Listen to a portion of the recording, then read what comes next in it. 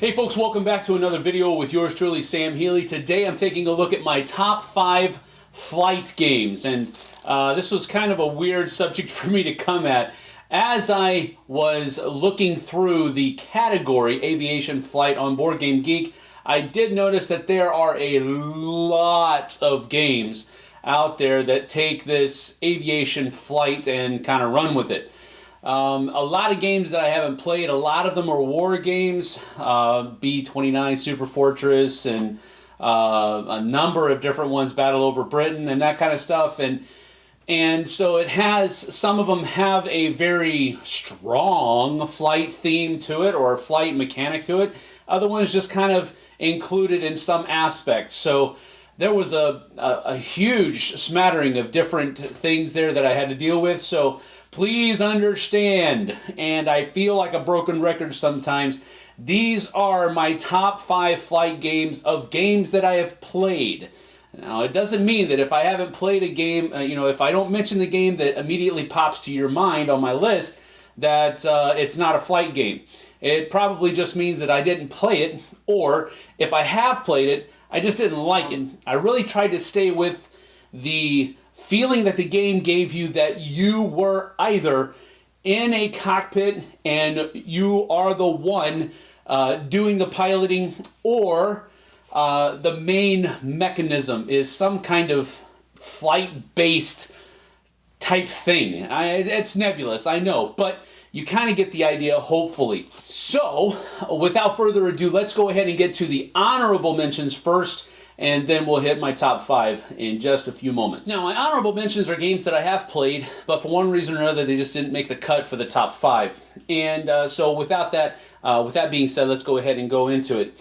My first honorable mention is a game called Tail Feathers. It's a very recent production from Plaid Hat Games. It's set within their Mice and Mystics universe, and it has to do with birds and mice riding birds as pilots and all of this kind of stuff, and I really am trying hard to like this game. I've only played it a couple times, but I'm holding off judgment right now because I want to get some more plays in. I want to try to understand the system as much as possible, because there are a lot of people out there that like it, and it has a very cool universe that it's set inside. So it's just not there yet for me. I'm still going to give it some more time, but I did want to mention it because it is a superbly produced game. I'm just not completely on board with the game system yet, but we'll see. My second honorable mention is a game called Cloud 9, but it's been reproduced here recently called Celestia. And this one didn't make my list because the flight feeling that it gives you is just not really there, in my opinion. However, it is a game that's based upon flying a dirigible through the air, and it's more of a push your luck game than it is actually a flight game, because you're trying to stay inside the dirigible as long as possible, or the hot air balloon, whatever you want to call it, as long as possible to score the most points. So it didn't make my list because the flight feeling is not really there. It's more of a push your luck game.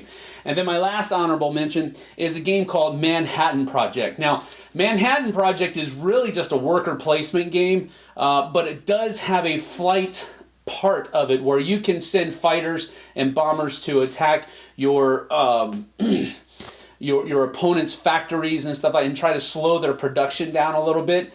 It didn't make my list, I think, for obvious reasons. It's more of a worker placement game, but the flight aspect is there. It's just in the severe background. So those are my 3 honorable mentions. Let's get to my top 5. Now, my top 5 are games that, all of them, of course, they're my top 5, so I really enjoy playing all of them. But 2 of them are probably ones that you're expecting to be there, because I've talked about them in the recent past a lot. The other 3, though, I think are ones that I don't get to talk about enough, and I really do enjoy them, and I'm really happy to be able to share them with you today. So let's go ahead and get into it. My number 5 is a game that you're probably expecting to be on the list, and that is Star Wars Armada. Now, this one's just I really thought hard about not including Armada, and the reason I thought I should not include Armada because it has more of a tactical feel to it than a cockpit dogfighty feel to it. because you're actually controlling an entire fleet of ships in Armada rather than just a couple snub fighters in a dogfight. So it barely made the list, but it still is there because it's flight. It's space flight, yes, but it's still flight, and it's a number of different kinds of flight in there. You've got capital ships, you've got raiders, you've got fighters, you've got a number of different things. You're commanding entire squadrons of fighters and 2 or 3 capital ships, depending on how big the scenario you want to make it. So I'm okay with putting it on there, and I think it's a great game. If you've not given it a try, please do so. It has a little bit of a steep price on it, but if you really enjoy this game system, I think you're going to lay a lot of playing time out of it. So it'll ultimately be justified, in my opinion. But it does have a kind of a steep curve on the front end as far as price is concerned. So that is my number 5, Star Wars Armada.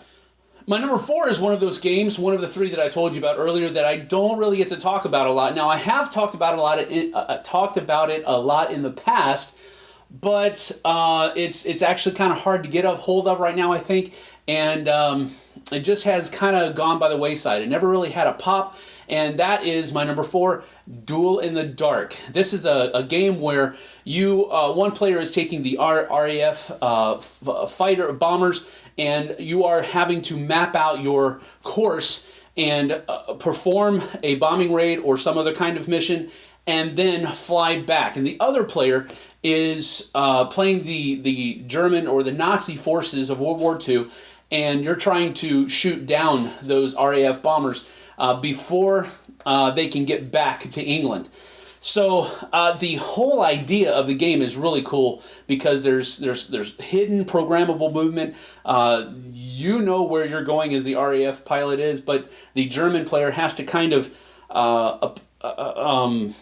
account for a number of different possibilities as he's planning his defense, so to speak. So there is a lot of flight in there. It's number 4 because I think it has a little bit more of a actually being in the cockpit feel than Armada does, but just a tad. So it's a game that I've really enjoyed over the years, and that is my number 4, Duel in the Dark. Now my number 3 is a game that I actually played first a while ago, and then I was able to pick up a copy for free at Origins a couple years ago because they started giving out prizes to people that signed up, and so I was able to get it for free. It was really cool because I enjoyed it a lot, and that is a game called Asteroids. Now, Asteroids has more of a cockpit feel than the previous 2 have had so far, and it's the next 3, are including this one, is really going to have that cockpit feel to it. But you're basically, in Asteroids, you're in an arena with the other players, and you're trying to navigate around this arena that has asteroids flying around it. And the asteroids move on a die roll. There's different kinds of asteroids, different colored asteroids, and a die is rolled for each of them, and that determines their movement. But before that is determined, you have to program your movement. You have to put your flight plan into your loader, so to speak, and then the dice are rolled and the turn plays out. So there's a lot of risk taking that can happen because you can kind of play it safe because each die roll only affects a certain amount of things. So those asteroids are going to move in a kind of already possible known way, but there's always the chance. And so you have to kind of try to maneuver away. You can take the safe route, or you can kind of be risky and go for the short route. It's a race. You're trying to get through a bunch of different gates and be the first player to do that without running into too many asteroids or stuff like that. So it has a really cool flight feel to it because you have to navigate around all those asteroids. But that's my number 3, Asteroids.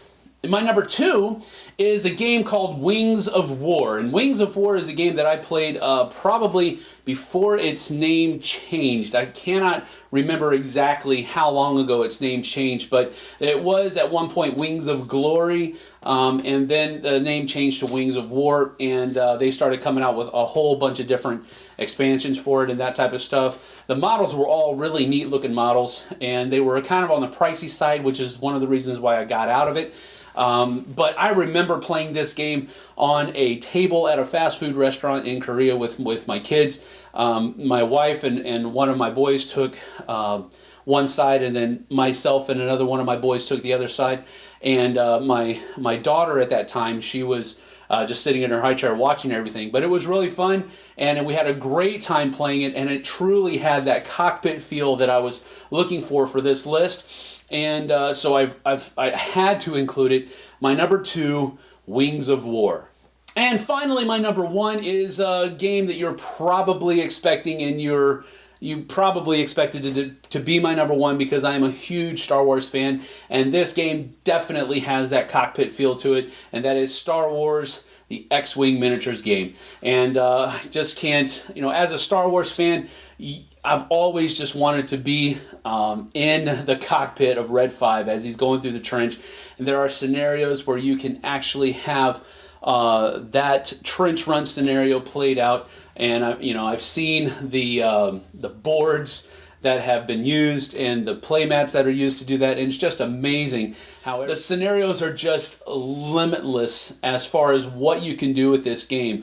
You can play just friendly spars and have X-Wings and Y-Wings going up against each other. You can have this the sky is the limit, almost in a literal sense. But the idea is that you are the master of your cockpit or your squadron of X-Wings or Y-Wings or TIE Fighters or TIEs Advanced, and it's just a really cool back and forth. I think great rules, has a very similar feel to Wings of War, but the Star Wars IP just kind of took it over the top for me as far as the number 1 is concerned. So that is my top 5 flight games list. Let me know in the comments below if you agree or disagree, and I'm always looking out for new games to try, so let me know there. If I didn't mention your favorite flight game, let me know what it is, and if I can, I'll get my hands on it and try it out, see what I think. But until then, we'll see you on the flip side, folks.